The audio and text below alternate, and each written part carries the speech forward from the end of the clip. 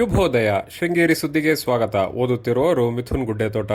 ಶ್ರೀ ವಿಶ್ವಾವಸುನಾಮ ಸಂವತ್ಸರ ಉತ್ತರಾಯಣ ಗ್ರೀಷ್ಮ ಋತು ಜ್ಯೇಷ್ಠ ಮಾಸ ಶುಕ್ಲ ಪಕ್ಷ ಏಕಾದಶಿ ಹಸ್ತಾ ನಕ್ಷತ್ರ ದಿನಾಂಕ 6/6/2025 ಶುಕ್ರವಾರ.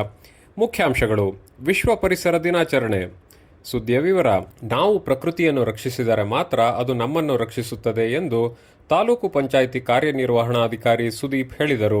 ಮೆಣಸೆಯ ಶಾಸಕರ ಮಾದರಿ ಹಿರಿಯ ಪ್ರಾಥಮಿಕ ಪಾಠಶಾಲೆಯಲ್ಲಿ ಗುರುವಾರ ತಾಲೂಕು ಪಂಚಾಯಿತಿ ಮತ್ತು ಸಾಮಾಜಿಕ ಅರಣ್ಯ ಇಲಾಖೆ ಜಂಟಿಯಾಗಿ ವಿಶ್ವ ಪರಿಸರ ದಿನಾಚರಣೆ ಅಂಗವಾಗಿ ಏರ್ಪಡಿಸಿದ್ದ ವನ ಮಹೋತ್ಸವ ಕಾರ್ಯಕ್ರಮದಲ್ಲಿ ಗಿಡ ನೆಟ್ಟು ಮಾತನಾಡಿದರು. ಅಭಿವೃದ್ಧಿ ಹೆಸರಿನಲ್ಲಿ ಪ್ರತಿ ವರ್ಷ ಅರಣ್ಯ ನಾಶವಾಗುತ್ತಿದೆ. ನಾವು ಪ್ರತಿ ವರ್ಷ ಗಿಡವನ್ನು ನೆಡುವುದರ ಮೂಲಕ ಅರಣ್ಯೀಕರಣಕ್ಕೆ ನಮ್ಮ ಕೈಲಾದ ಕೊಡುಗೆ ನೀಡಬೇಕು ಎಂದರು. ತಹಸೀಲ್ದಾರ್ ಅನೂಪ್ ಸಂಜೋಗ್ ಮಾತನಾಡಿ, ಕಾಡು ಉಳಿದರೆ ಮಾತ್ರ ಮಳೆಯಾಗುವುದರೊಂದಿಗೆ ಭೂಕುಸಿತ ಮುಂತಾದ ಅನಾಹುತ ತಡೆಯಲು ಸಹಕಾರಿಯಾಗುತ್ತದೆ. ಗಿಡಗಳು ನಮ್ಮ ಅಮೂಲ್ಯ ಸಂಪತ್ತಾಗಿದ್ದು ಪರಿಸರ ಉಳಿವಿಗೆ ನಮ್ಮ ಕೈಲಾದ ಪ್ರಯತ್ನ ನಡೆಸಬೇಕು ಎಂದರು. ಸಾಮಾಜಿಕ ವಲಯ ಅರಣ್ಯಾಧಿಕಾರಿ ಸಂಜೀವ್ ದೇವಾಡಿಗ, ಸಾಮಾಜಿಕ ಅರಣ್ಯಾಧಿಕಾರಿ ಮಂಜುನಾಥ್, ಮೆಣಸೆ ಗ್ರಾಮ ಪಂಚಾಯಿತಿ ಅಭಿವೃದ್ಧಿ ಅಧಿಕಾರಿ ಶಕುಂತಲಾ, ಅರುಣ್ ಕುಮಾರ್, ಶಾಲಾ ಶಿಕ್ಷಕರು, ಅರಣ್ಯ ಇಲಾಖೆ ಸಿಬ್ಬಂದಿ ಇದ್ದರು. ನಾಲ್ವಡಿ ಕೃಷ್ಣರಾಜ ಒಡೆಯರ್ ಕೇವಲ ರಾಜರಾಗಿ ವಿಜೃಂಭಿಸದೆ ಪ್ರಜೆಗಳ ಹಿತವನ್ನು ಕಾಪಾಡುವಲ್ಲಿ ಶ್ರಮಿಸಿದ್ದರು.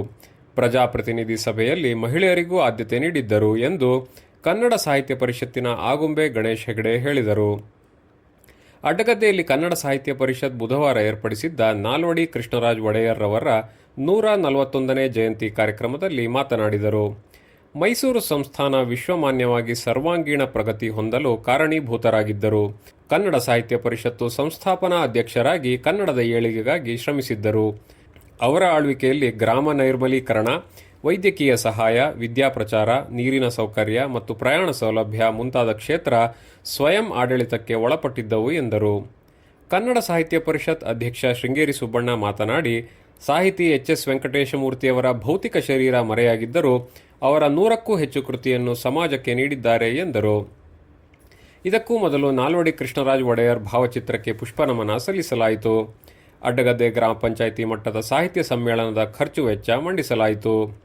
ಸಭೆಯಲ್ಲಿ ಮಹಿಳಾ ಘಟಕದ ಅಧ್ಯಕ್ಷೆ ಸುಮಂಗಲಾ ಆನಂದಸ್ವಾಮಿ, ಶೂನ್ಯ ರಮೇಶ್, ಯೋಗಪ್ಪ ಗೌಡ, ಬೇಗಾನೆ ವಿವೇಕ್, ಹೆಬ್ಗೆ ಕೃಷ್ಣಮೂರ್ತಿ, ಗುರುಮೂರ್ತಿ, ಚಂದ್ರಶೇಖರ್, ಎಂ ಶ್ರೀಧರ್ ರಾವ್ ಇತರರು ಇದ್ದರು. ಬಂಟ್ವಾಳದ ಅಬ್ದುಲ್ ರೆಹಮಾನ್ ಹತ್ಯೆ ಪ್ರಕರಣಕ್ಕೆ ಸಂಬಂಧಿಸಿದಂತೆ ಬಜರಂಗ ದಳದ ಮುಖಂಡ ರವಿ ಸಂಜಯ್ ಪೂಜಾರಿಯನ್ನು ಬಂಟ್ವಾಳ ಪೊಲೀಸರು ಶೃಂಗೇರಿಯಲ್ಲಿ ಬಂಧಿಸಿದ್ದಾರೆ. ಇತ್ತೀಚೆಗೆ ಅಬ್ದುಲ್ ರೆಹಮಾನ್ ಕೊಲೆ ಆರೋಪಿಗಳು ಶೃಂಗೇರಿಗೆ ಬಂದ ಮಾಹಿತಿಯೂ ಇದ್ದು, ಆರೋಪಿಗಳಿಗೆ ಸಹಾಯ ಮಾಡಿದ ಹಿನ್ನೆಲೆಯಲ್ಲಿ ಮಂಗಳೂರಿನಿಂದ ಬಂದ ವಿಶೇಷ ಪೊಲೀಸರ ತಂಡ ಗಾಂಧಿ ಮೈದಾನದಲ್ಲಿ ಅಂಗಡಿ ವ್ಯಾಪಾರದಲ್ಲಿ ತೊಡಗಿದ್ದ ರವಿ ಸಂಜಯ್ ಪೂಜಾರಿಯನ್ನು ವಶಕ್ಕೆ ಪಡೆದು ಬಂಟ್ವಾಳ್ ಠಾಣೆಯಲ್ಲಿ ಪ್ರಕರಣವನ್ನು ದಾಖಲಿಸಲಾಗಿದೆ. ಅಡ್ಡಗದ್ದೆ ಗ್ರಾಮ ಪಂಚಾಯಿತಿಯ ಮಳವಳ್ಳಿ ರಾಮಪ್ಪಗೌಡ ವಯಸ್ಸು 80 ಗುರುವಾರ ನಿಧನರಾದರು. ಇವರಿಗೆ ಪತ್ನಿ, ಪುತ್ರ ಹಾಗೂ ಪುತ್ರಿ ಇದ್ದಾರೆ. ಜಾಹೀರಾತು.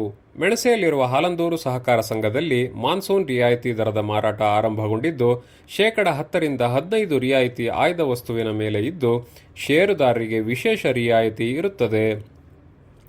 ಸುದ್ದಿ ಸಂಪಾದಕ ಕೆಎಲ್ ಗೋಪಾಲಕೃಷ್ಣ, ಸಹಕಾರ ಕೆವಿ ರಮೇಶ್, ತಾಂತ್ರಿಕ ಸಹಕಾರ ಮಿಥುನ್ ಗುಡ್ಡೆತೋಟ ಮತ್ತು ಸೌಮ್ಯ ವಿಜಯಕುಮಾರ್. ಜಾಹೀರಾತು ಹಾಗೂ ಪ್ರತಿಕ್ರಿಯೆ ನೀಡುವವರು ಶೃಂಗೇರಿ ಸುದ್ದಿ ಕೇಳಲು ನಿಮ್ಮ ಹೆಸರು ವಾಟ್ಸ್ಆಪ್ ಸಂಖ್ಯೆಯನ್ನು 9448843831ಗೆ ವಾಟ್ಸ್ಆ್ಯಪ್ ಮಾಡಿ. ವಂದನೆಗಳು.